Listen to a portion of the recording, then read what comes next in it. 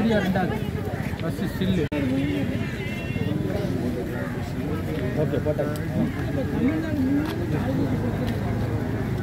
பண்ண சொல்லி ஒரு ஏற்பாடு பண்ணாங்க குடிசை மாற்று வாரியத்திலிருந்து.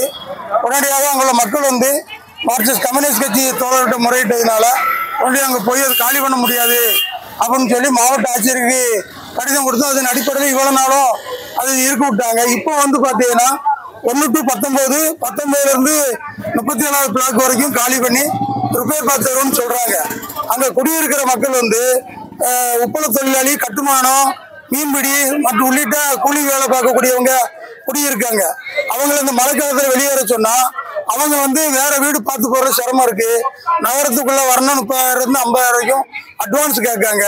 வீடு கிடைக்க மாட்டேங்குது.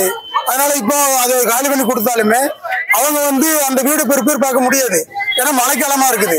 அதனால 2 பிளாக்கா காலி செய்து கொடுக்கலாம், ரிப்பேர் பார்த்தாங்க அப்படின்னு சொல்லி மாவட்ட ஆட்சித்தலைவர்கிட்ட மார்க்சிஸ்ட் கம்யூனிஸ்ட் கட்சி சார்பில் மக்கள் சார்பில் இன்னைக்கு மனு கொடுக்கப்பட்டிருக்கு. அதன் அடிப்படையில் நடவடிக்கை எடுக்கணும்னு கேட்டுக்கிடுவோம்.